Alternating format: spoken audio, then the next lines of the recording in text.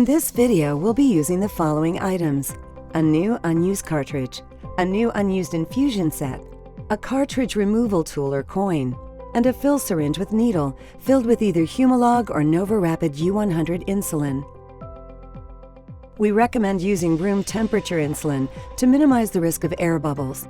Refer to your user guide for detailed instructions for drawing insulin from a vial. How much insulin you put in will be determined in conjunction with your healthcare team, but a good rule is to fill at least 95 units, but no more than 300 units. Be aware that overfilling can damage your cartridge. If your pump screen times out at any point during the load process, just unlock your pump and it will resume right where you left off. First, examine your cartridge and packaging for any visible damage. If you suspect the cartridge may be damaged, do not use it. Now, open the package and remove the cartridge. Next, holding your cartridge upright, insert the needle into the white fill port on top of the cartridge. It should stop about halfway, but occasionally will go all the way in. Either way is fine, but don't try to force it once you feel some resistance. Keeping your cartridge and syringe both vertical, slowly pull up on the plunger until it's fully retracted in order to remove any residual air in the cartridge. You'll probably see some bubbles during this step. With the needle still in the cartridge, gently release the plunger. Air pressure will pull it back to a neutral position, but will not push any air back into the cartridge. Now you can remove the needle from the fill port. This step removes any air that may have been trapped in the cartridge bag.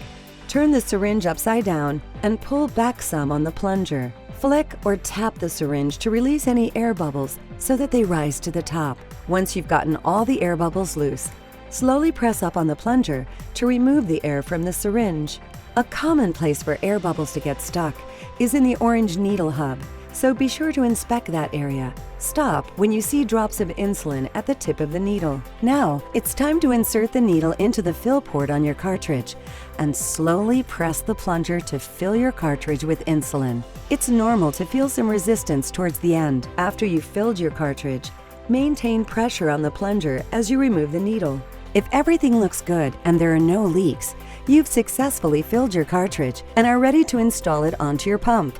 Now, turn on and unlock your pump, and from the home screen, tap Options, then tap Load. Next, tap Change Cartridge. The pump will tell you that all deliveries will be stopped, which is fine since you don't want to be trying to pump while you're changing your cartridge, so tap the check mark to continue. Next, you'll be prompted to disconnect your infusion set from your body. Tap the check mark to continue. You should see the Preparing for Cartridge screen. Remove your used cartridge using the removal tool. You can also use a coin. Install your newly filled cartridge by placing the bottom edge of the end of the pump like this and lining up the grooves on either side of the cartridge with these guide tracks on the pump. Once lined up properly, push the cartridge on until you feel it click into place. The cartridge should fit smoothly against the pump. Your pump will take a few moments to detect the newly installed cartridge. Your pump will prompt you to fill your tubing with insulin. Never ever fill your tubing when it's connected to your body. This could result in the unintended delivery of insulin. Always disconnect your infusion set from your body before you begin a load sequence. Your pump will remind you of this each time you tap Load. Before you can fill your tubing, you need to connect your tubing to the cartridge. Your infusion set may look different, but the tubing fill process is the same. Insert this end into the tubing lock connector on your cartridge and twist clockwise. Make sure it's nice and tight. A loose connection can lead to delivery problems, so it's always a good idea to double check and when in doubt, give it an extra twist. Next, turn your pump so it's vertical. This allows any residual air left in your cartridge to be pumped out first. Now, tap Start to fill your tubing. Your pump will beep periodically to let you know that it's filling the tubing. As the tubing fills, you may notice some small air bubbles in the first few inches of insulin. Very tiny ones aren't a concern, but anything larger should be pumped out. Even though air bubbles themselves will not harm you, there could be a risk of high blood sugar if air is infused in place of insulin. Once you notice 3 drops come out of the end of the tubing and you're satisfied that there are no large air bubbles left, tap Stop. Your pump will ask you to confirm that you saw drops at the end of the tubing. If you saw drops, tap Done. If you stopped the fill process before you saw drops, tap Fill to continue.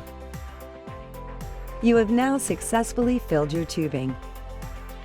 Refer to the instructions for your specific infusion set to insert and fill your cannula. Then, resume insulin delivery. Visit our website for videos about each of the infusion sets we offer.